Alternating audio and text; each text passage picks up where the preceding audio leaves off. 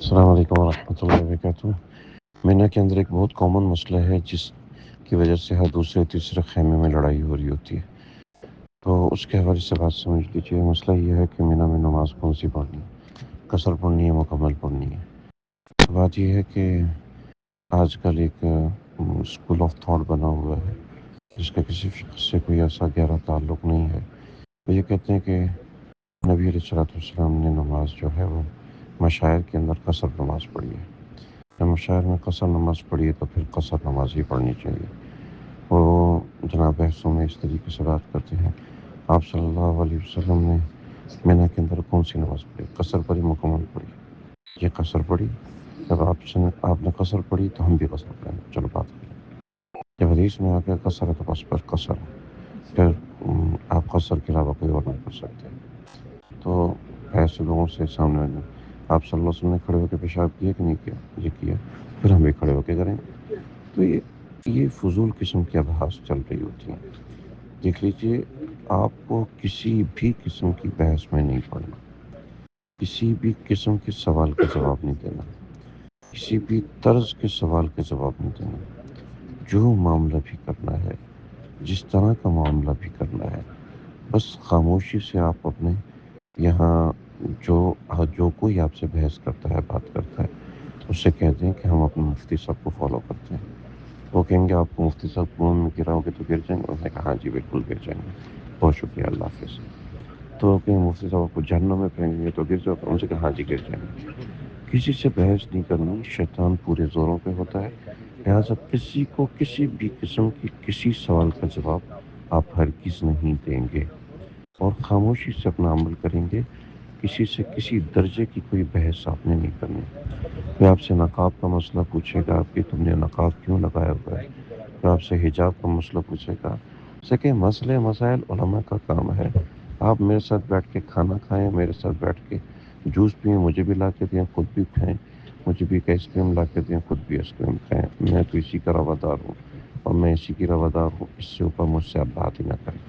لہٰذا یہ جگہ آپ کی عرفات کی تیاری کی ہے، یہاں قطعاً کسی قسم کا کوئی اختلاف نہ کریں، اور جہاں تو علماء بھی آپس میں اختلاف کر رہے ہوں تو وہاں سے بھی ہٹ جائیں کہ بھئی یہ اختلافات کی جگہ نہیں ہے، یہ محبت کی جگہ ہے، یہ رونے کا مقام ہے اور اللہ کے سامنے گڑ گڑانے کی جگہ ہے، اللہ کے سامنے آنسو بہانے کی جگہ ہے، حضرت ابراہیم اور حضرت اسماعیل کو یاد کرنے کا مقام ہے۔ لہٰذا یہاں آپ کے دل میں مل نثاری کا جذبہ ہونا چاہیے۔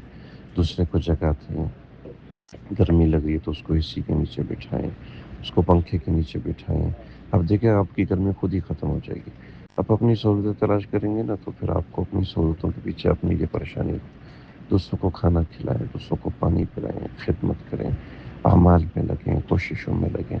اختلافات میں، جھگڑوں میں پڑیں گے، مقابلہ بازی کریں گے، اس میں سوائے نقصان کے اور کچھ بھی نہیں ہے، سوائے نقصان کے کچھ بھی نہیں۔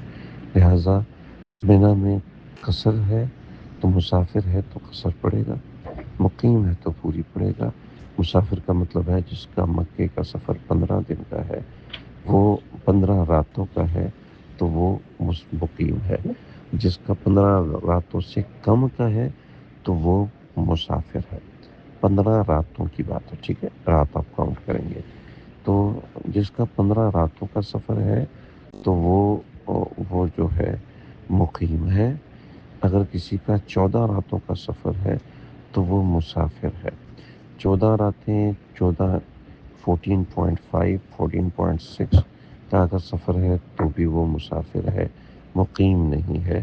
15 راتیں کمپلیٹ کا سفر کسی کا مکے کا ہے تو وہ مسافر ہے۔ گو کہ اس میں بھی اختلاف ہے اور اہل سنت ہی کا اختلاف ہے، لیکن ایک مسئلہ جو دارالعلوم کراچی سے شائع ہوا ہے وہ یہ ہے۔ لہٰذا آپ کی آسانی کے لیے بہت آسان الفاظ میں بتاؤ کہ مسافر کون ہے۔ مسافر قصر پڑے گا اور مقیم پوری پڑے گا، مسافر قصر پڑے گا، مقیم پوری پڑے گا، یعنی جو مکہ میں مقیم ہے، مشاعر مکہ میں داخل ہو چکے ہیں۔ اگرچہ فقہ میں امام محمد کی رائے اور ہے اور ان کے اقوال بھی اور موجود ہیں، مبسوط میں بھی لکھے ہیں، زیادات میں بھی لکھے ہیں، مبسوط سرخسی میں ٹھیک ہے، مبسوط امام محمد کی اصل کی بات نہیں کر رہا، سرخسی میں بھی وہ اقوال لکھے ہوئے ہیں، لیکن یہ صرف اشارہ علماء مفتین کرام کے لیے عرض کر رہا ہوں کہ جو مسئلہ بتا رہا ہوں پوری اویئرنیس کے بعد بتا رہا ہوں، بڑوں کی رائے بتا رہا ہوں، میری کوئی اپنی ذاتی رائے نہیں ہے، لہٰذا مسئلہ یہ ہے اب اس کے اوپر کسی سے جھگڑا مقابلے بازی یہ نہ کریں۔ بہت سے لوگوں کے جب نماز ہی نہیں ہوگی تو یہ نہیں ہوگا، اسے کہ بھائی نہیں ہوگی تو ہماری نہیں ہوگی، بھائی آپ پڑھ لو، آپ کی مرضی ہے۔ تو اس طرح آپ نے منا کے اندر اختلافات سے بچنا ہے۔ السلام علیکم۔